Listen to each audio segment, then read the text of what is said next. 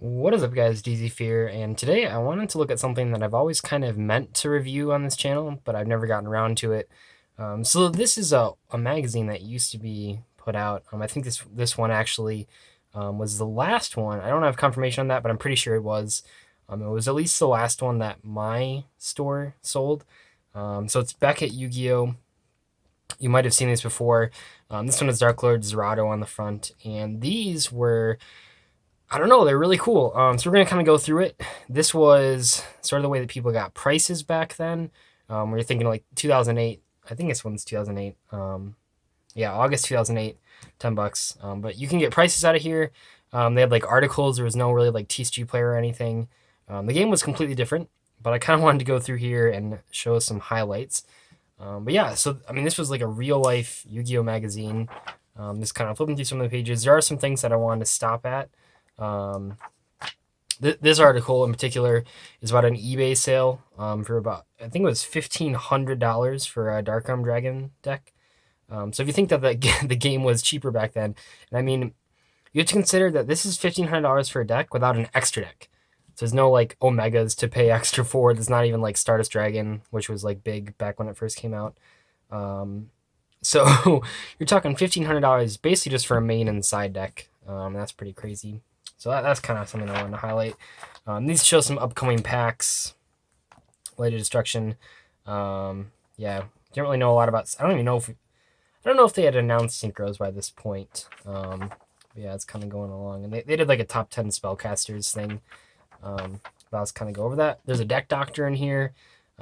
This particular one, it's like a Monarch deck, but they have to like update it for the ban list. So I can't remember right off the bat what they had to drop, but they did have to drop some things, make some major changes to sort of adjust. Then yes, this one was about Dark Lord Zerato. So they have this Dark Lord Zerato list, which is basically just Dark Arm Dragon Return, but with 3 Zerato. It might even only be 2 Zerato. Yeah, so there's still 2 Zerato and 3 Dark Arm Dragon.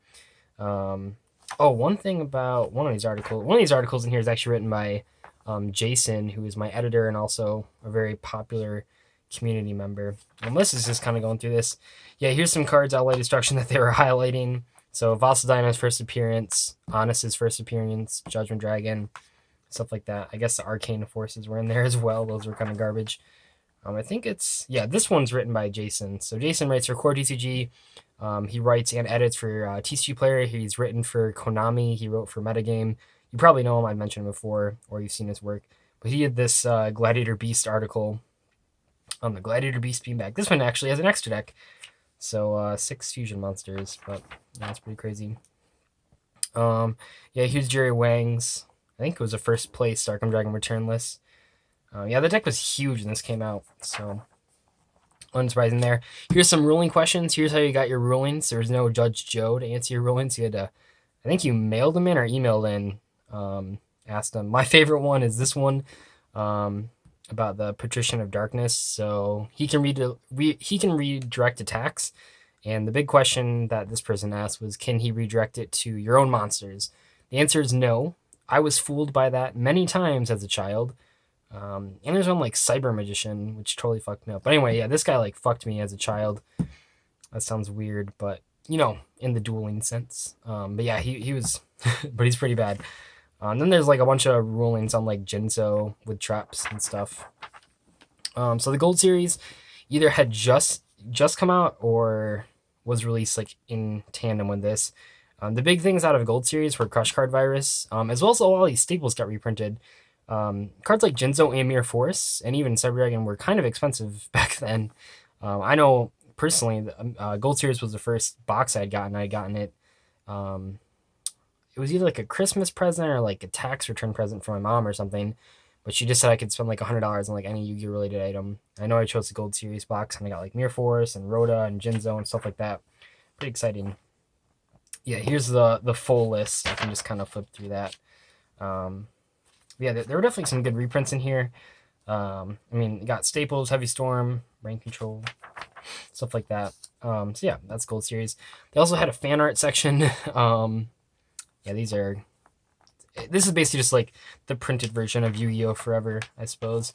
My favorite one is actually this weird motherfucker. If I can, the camera will focus. So Yeah, so I know what these guys are. I don't know what this guy is. I actually just don't know. Some weird winged white thing. If you want to tell me what that guy is, that'd be very helpful because that has boggled me for now 8 years because I don't know what the fuck that is. Yeah, some of these are pretty good though. This one in particular was probably traced, but still pretty good. And then some weird weeaboo shit. These are some episode recaps. These are these weird. They're trying to promote these flippy pens. You just kind of spin them in your hand. Like, what the fuck? Anyway, here's the price list. So this is, I think, all the sets. Yeah, it's pretty much all the main sets, maybe even some of the other sets. So basically, you just go through here.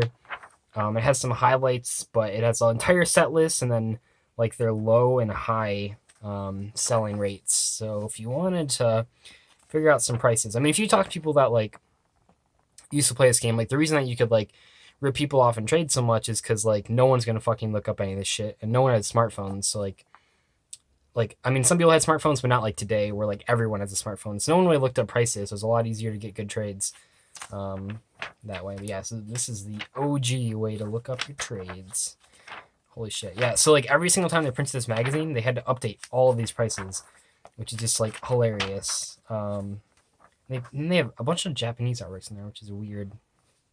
So yeah, they have some Magic articles. There was a Magic ad earlier as well. Just kind of skip over those. And some Beckett. It's just because Beckett, I don't know what happened to them, but they had a lot of unofficial guides. And some more ads and stuff. But one of the things that I wanted to stop at, here's some cool products. I actually really like this backpack type thing. I always wanted that as a kid. Hey, they have a PS2 controller. But the thing that I wanted to show you mainly is this hot list. So this was their 10 top cards, or the top 10 cards. They were like votes sent in and stuff, and as well as the prices. So we have Darkham Dragon, ranging from $150 to $210. Pretty expensive. You need 3 of them to play the game competitively. Zerato, $50 to $90. The Gladiator Beast Herculanos, $70 to $120. Would you ever think that? I mean, at this point, none of these cards really had reprints. So yeah, Soul Taker, $65 to $110. That one's interesting because it's actually, it eventually came back to that price back when Chaos Dragons came out 4 years later.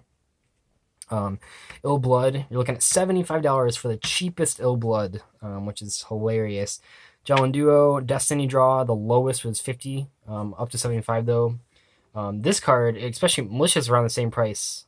It was at 2 when this was printed though, so it was a little bit lower, but around the same price. Yeah, Destiny Draw was crazy. Crush Card Virus, the gold version, $240 to $315. That was the first reprint of it, besides being a prize card, and that card was huge. We have a DMOC, $33 to $46, right around there. I remember the first time I bought this card, it got banned like literally the next day, which was super, super salty about that. Solemn Judgment, $15 to $25. Reasoning, $2 to $4. This card was really hard to get for a long time. I was using a variety decks like Six Samurais and stuff way back in the day. But yeah, this is just that weird ass ad. This is just a magazine that I've had lying around. I don't have any of these other ones, or any of the other ones that they printed.